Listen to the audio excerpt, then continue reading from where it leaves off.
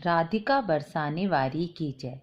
श्रीमद् भगवत गीता महात्म्य अध्याय 10वां। भगवान शिव पार्वती जी को कहते हैं, हे प्रिय, अब तुम्हें 10वें अध्याय के महात्म्य की पावन कथा सुनाता हूँ, जो स्वर्ग रूपी दुर्ग में जाने के लिए उत्तम मार्ग है। काशीपुरी में धीर बुद्धि नाम से एक ब्राह्मण विख्यात था, जो मुझ में प्रिय नंदी के समान भक्ति रखता था। वह शांत चित्त था, हिंसा, कठोरता और पापों से दूर रहने वाला था। वह जितेंद्रिय था, अर्थात उसका अपनी सभी इंद्रियों पर नियंत्रण था। उसने वेद रूपी समुद्र को पार कर लिया था। वह संपूर्ण शास्त्रों का ज्ञाता था। उसका मन सदा ही मुझ में ही मग्न रहता था। वह मन को अंतरात्मा में लगाकर सदा आत्म तत्व का साक्षात्कार किया करता था। इसलिए जब वह चलने लगता, तब मैं प्रेमवश उसके पीछे पीछे दौड़ दौड़ कर उसे हाथ का सहारा देता रहता। यह देखकर मेरे पार्षद भृंगऋटि ने मुझसे पूछा, भगवन, इस प्रकार भला किसने आपका दर्शन किया होगा? इस महात्मा ने ऐसा कौन सा पुण्य और ऐसा कौन सा जप हवन किया है कि स्वयं आप ही पद पद पर इसे हाथ का सहारा देते चलते हैं? भृंगऋटि के इस प्रकार प्रश्न पूछने पर मैंने इस प्रकार उत्तर दिया। एक समय की बात है, कैलाश पर्वत के पार्श्व भाग में पुन्नाग वन के भीतर मैं भूमि पर बनी वेदी के सहारे बैठा था कि अचानक बड़े जोर से आंधी चलने लगी, जिससे वृक्षों की टहनियां टूटने लगी। इसके बाद भयंकर शब्द प्रकट हुआ, जिससे पर्वत की कंदराएं प्रतिध्वनित हो गईं। अचानक आकाश से कोई विशाल पक्षी उतरा, जिसकी कांति काले मेघ के समान, और पैरों से पृथ्वी का सहारा लेते हुए उस पक्षी ने मुझे प्रणाम किया और एक सुंदर कमल मेरे चरणों में अर्पण कर दिया और स्पष्ट वाणी में स्तुति करने लगा। पक्षी बोला, हे महादेव, आपकी जय हो। आप चिदानंदमयी, सुधा के सागर और जगत के पालक हैं।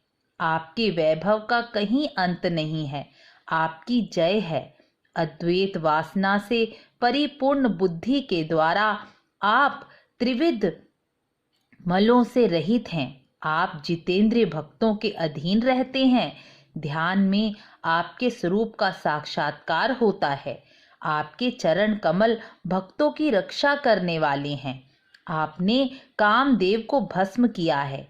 आपकी जय हो। आपको बार बार नमस्कार है। मैं श्रेष्ठ योगियों के द्वारा आपके चरण कमलों की वंदना करता हूँ। हे महादेव, साक्षात बृहस्पति और शेषनाग भी आपके गुणों का वर्णन नहीं कर सकते, तो फिर मेरी जैसी छोटी बुद्धि वाले पक्षी की तो बिसात ही क्या है। उस पक्षी के द्वारा किए गए स्तोत्र को सुनकर मैंने उनसे पूछा, हे पक्षीराज, तुम कौन हो? कहाँ से आए हो? तुम्हारी आकृति हंस जैसी है, लेकिन तुम्हारा रंग कोए के समान काला क्यों है? और किस कारण तुम यहाँ आए हो? बताओ। पक्षी बोला, हे देवेश, मुझे ब्रह्मा जी का हंस समझिए। जिस कर्म से मेरे शरीर में कालिमा आ गई है, उसे सुनिए। यद्यपि आप सब कुछ जानने वाले हैं, आपसे कुछ भी छिपा नहीं है, लेकिन फिर भी यदि आप पूछते हैं तो मैं बताता हूँ। सौराष्ट्र नगर के पास एक सरोवर है, जिसमें सुंदर सुंदर कमल लहलहाते हैं। उसी में मैं आकाश मार्ग से तेजी से उड़ रहा था। अचानक उड़ते उड़ते मैं धरती पर गिर पड़ा और बेहोश हो गया। जब होश आया तो अपने गिरने का कोई कारण नहीं दिखा, तो मैं सोचने लगा कि किस कारण मैं यूं गिरा और मेरा पतन हो गया। मेरा रंग जो कपूर के समान श्वेत था, अचानक वह काला कैसे हो गया? यह सोचकर मैं बहुत दुखी हुआ। तभी वहां कमलों के पोखर से वाणी सुनाई दी, हंस उठो, मैं तुम्हारे गिरने और काले होने का कारण बताती हूँ। यह सुनकर मैं सरोवर के बीच गया, जहां 5 कमलों से युक्त कमलिनी को देखा और प्रणाम करके मैंने उनकी प्रदक्षिणा की और अपने पतन का कारण पूछा। कमलिनी बोली, कलहंस, तुम आकाश मार्ग से मुझे लांग कर गए हो। इसी पाप के कारण तुम्हें पृथ्वी पर गिरना पड़ा तथा उसी के कारण तुम्हें कालिमा आई। तुम्हारी अवस्था देखकर मुझे तुम पर दया आई और जब मैं इस कमल के माध्यम से बोलने लगी हूँ, उस समय मेरे मुख से निकली हुई सुगंध के द्वारा 60,000 भंवरे स्वर्ग को प्राप्त हुए हैं। पक्षीराज, जिस कारण मुझ में इतना प्रभाव है वह मैं बतलाती हूँ, सुनो। इस जन्म से पहले तीसरे जन्म में मैं पृथ्वी पर एक ब्राह्मण कन्या थी। मेरा नाम सरोज वंदना था।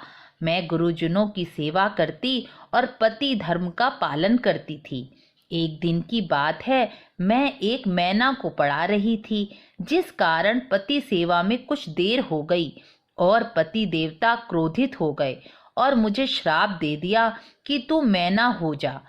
मरने के बाद मैं मैना हुई, लेकिन पतिव्रत धर्म के पुण्य के प्रभाव से मेरी स्मरण शक्ति बनी रही और मुनि के आश्रम में ही मुझे आश्रय मिला। किसी मुनि कन्या ने मेरा पालन पोषण किया। मैं जिस घर में रहती थी वह ब्राह्मण प्रातःकाल विभूति योग नाम से प्रसिद्ध गीता के 10वें अध्याय का पाठ करते थे और उस पापहारी अध्याय को मैं सुना करती थी। समयानुसार मैं मैना का शरीर त्याग कर 10वें अध्याय को सुनने के महात्म्य से स्वर्गलोक में अप्सरा हुई। मेरा नाम पद्मावती हुआ और मैं पद्मा की प्यारी सखी हो गई। एक दिन मैं विमान से आकाश मार्ग से घूम रही थी। उस समय कमलों से भरा सुंदर सरोवर दिखाई दिया, जिसमें मैं स्नान के लिए उतर गई। तभी वहां दुर्वासा ऋषि आ गए। भय के कारण मैंने एक कमलिनी का रूप धारण कर लिया। एक कमल मेरे मुख बना, 2 कमल मेरे हाथ और 2 कमलों में पैर हो गए।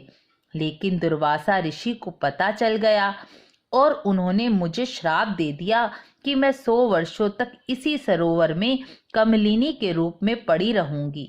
कमलिनी होने पर भी गीता के 10वें अध्याय के महात्म्य से मेरी वाणी लुप्त नहीं हुई, इसलिए मुझे लांघने मात्र के अपराध से तुम पृथ्वी पर गिरे हो। आज मेरी श्राप की अवधि पूरी हुई है। मेरे द्वारा गाए जाते हुए 10वें अध्याय के पाठ को तुम भी सुनो। इससे सुनने मात्र से तुम आज ही मुक्त हो जाओगे।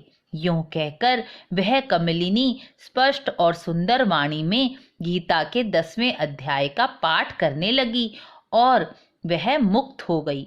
उससे सुनने के बाद उसी के दिए हुए कमल को लाकर मैंने आपको अर्पण किया है। इतना कहकर पक्षी ने अपना शरीर त्याग दिया। यह एक अद्भुत घटना हुई। वही पक्षी अब 10वें अध्याय के प्रभाव से ब्राह्मण कुल में उत्पन्न हुआ है। जन्म से ही अभ्यास होने के कारण बालावस्था में ही इसके मुख से सदा गीता के 10वें अध्याय का जप होता रहता है। 10वें अध्याय के अर्थ चिंतन का यह प्रभाव हुआ है कि सब भूतों में स्थित भगवान विष्णु का वह सदा ही दर्शन करता रहता है। इसकी स्नेहपूर्ण दृष्टि जिस किसी देहधारी मनुष्य पर पड़ जाती है, तब वह चाहे शराबी ब्रह्म हत्यारा ही क्यों न हो, मुक्त हो जाता है तथा पूर्व जन्म में अभ्यास किए हुए 10वें अध्याय के महात्म्य से इसको दुर्लभ तत्व ज्ञान प्राप्त हो गया है। इसने जीवन मुक्ति भी पाली है। इसलिए जब यह रास्ता चलने लगता है तब मैं इसे हाथ का सहारा दिए रहता हूँ। भृंगृटे, यह सब 10वें अध्याय की महामहिमा है। पार्वती, इस प्रकार मैंने भृंगऋटि के सामने जो पाप नाशक कथा कही थी, वही कथा तुम्हें भी सुनाई है। नर हो या नारी अथवा कोई भी क्यों ना हो, इस 10वें अध्याय के श्रवण मात्र से उसे सब आश्रमों के पालन का फल मिल जाता है और परम तत्व का ज्ञान भी हो जाता है। 10वां अध्याय महात्म्य पूर्ण हुआ। राधे राधे।